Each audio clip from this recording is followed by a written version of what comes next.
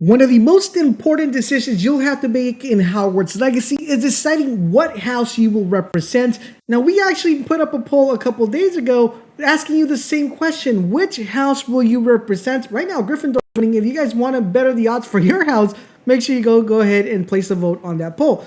But with that being said, guys, it is extremely important that you understand what are the benefits of each house and why a house that you probably have decided to go with might not be the correct house for your playstyle. Today we're going to be talking about all the 4 different houses. What are the benefits? What are the disadvantages of joining each house? So let's go ahead and talk about what is the best house in Hogwarts Legacy. In Hogwarts Legacy, guys, we're going to have a total of 4 different houses. We have Gryffindor, Slytherin, Ravenclaw, and Hufflepuff. Now, each individual house will have its benefits and, of course, will have its drawbacks.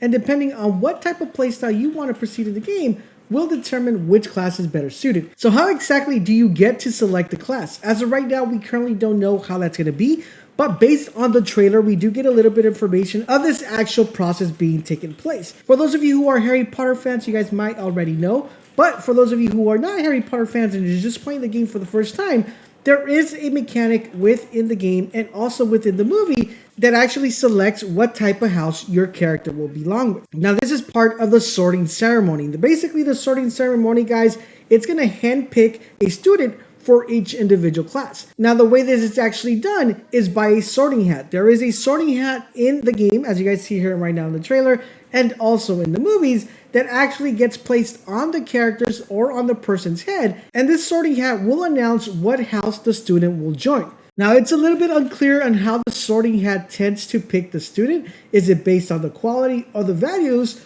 or rather the qualities that they exhibit? As of right now, we don't know exactly how the game will allow us to select the house or how a house will be picked for us. Now that you understand how that works, let's take a look at each individual house and let's talk about what benefits you will have for joining a specific house and what type of magic will be more favorable for that specific house so you guys can determine what house you want to belong to. Let's get started with Gryffindor. Now, Gryffindor values bravery, daring, nerve, and cavalry. Its symbol is very emblematic as it has a lion and its colors are scarlet and gold. Founder of this house was Godric Gryffindor. Now, Gryffindor corresponds to the element of fire. So basically, guys, if you plan on using a lot of fire elements or a lot of fire magic, then this is definitely a house you're going to want to consider because its main potency when it comes to magic is based on fire. Now, one advantage you have when joining a house is that you will get access to the common room. Now, each house has its own specific common room.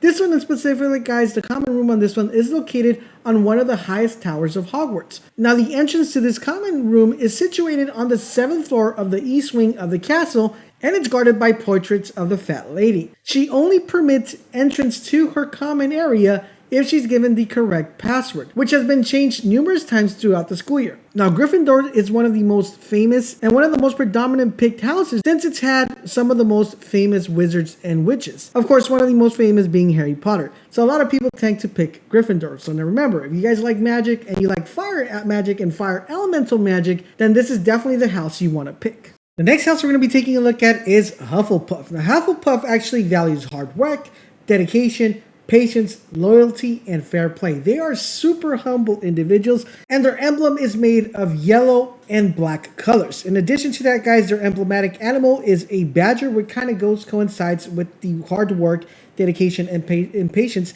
that anybody representing the Hufflepuff class or house will represent. Now, Hufflepuff corresponds to earth magic. Basically, earth magic involves the surface of the earth, such as rocks, dirt. So if you like magic like Orbeus or Hardened Charm or Galling Spell, stuff that involves using rock or elemental or herbal elements, then this is definitely the house you're going to want to go with. Now, the Hufflepuff dormitories and common rooms are located in the basement near the castle's kitchen. This is why, if you guys saw the movie, a lot of people were kind of figuring out exactly where the common room was at. So if you guys enjoy earth magic, if you want to be able to move rocks, you want to be able to take advantage of all herbal essence, then Hufflepuff is definitely the house you want to pick. The next house we're going to be taking a look at, guys, is called Ravenclaw. Now, Ravenclaw is actually pretty famous because it has a lot of interesting characters, but Ravenclaw values intelligence, knowledge, curiosity, creativity, and wit. It's basically going to be formed of people who are high intellectual individuals who prefer studying than actually going out and playing. They actually value intelligence very frequently. Now, their emblem consists of two main colors. One is blue and bronze, and their emblematic animal is an eagle, which coincides with intelligence, knowledge, and curiosity. Now, Ravenclaw corresponds to the element of air, so anything that has to do with air spells like wind spells, or stuff that actually has movement, or anything that has to do with air or liquid elements, then this is definitely the house that's going to be very predominant with these kind of spells. Now, the Ravenclaw common room or dormitory is located in the tower, which makes perfect sense because they are eagle, they're kind of overlooking everything. This is going to be located on the west side of the castle. Now, the Ravenclaw students must answer a riddle as opposed to giving a password to enter the dormitory. This riddle, however, guys, is extremely important that if you belong to any other additional houses, could be answered by non-Ravenclaw house members. It's extremely important that you understand this because this is a particular house that you probably will have access to regardless if you belong to Ravenclaw. And this could actually be very beneficial because you could theoretically belong to a different house and still adopt a few of the elements that are going to be very fundamental for the Ravenclaw house into your own arsenal. Now, one of the most predominant things that came out of Ravenclaw was the invention of the flow powder. And talking about inventions, a lot of people who belong to the Ravenclaw house tend to be inventors or people who invent different magic spells or different sets of items that you'll be able to use within the game. So if you like to tinker with stuff, like to make sure that your curiosity levels are satisfied and want to increment your knowledge and be very predominant when it comes to air and liquid magic, then Ravenclaw is definitely the house you need to belong to. All right, so the next house we're going to be taking a look at is Slytherin. Now, Slytherin is the house that everybody's kind of afraid of because they are part of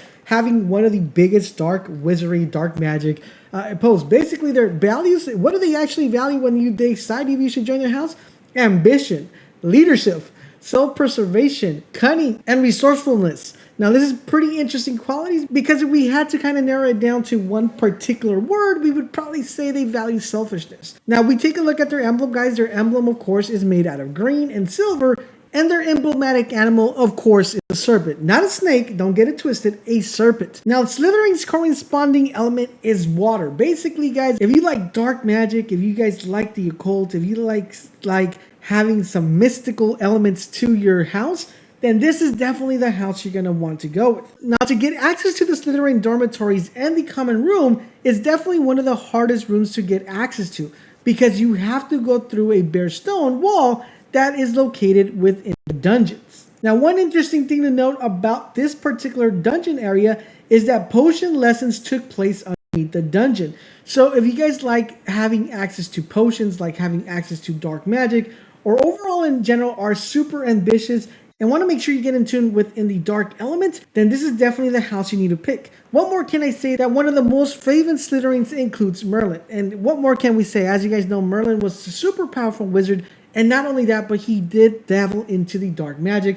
So if you guys like dark magic and you want to be part of a house that's going to enhance that, then Slytherin is definitely the house you need to go with. Now that you know all the four houses, and now that you know that each house represents different elements, let's get a quick recap of what exactly each house has. Gryffindor represents fire, Hufflepuff represents air, Ravenclaw represents air, and Slytherin water. Each of these also represent one of the four stages of matter: plasma being fire for the Gryffindor, gas being air like Ravenclaw, liquid being water like Slytherin, and solid earth being Hufflepuff. So now that you know what each class represents, what their benefits are, let me know in the comment section down below what class do you want to be part of, and if this changed your mind to pick a different class. Also, don't forget to vote on our poll that it's linked down below in the description.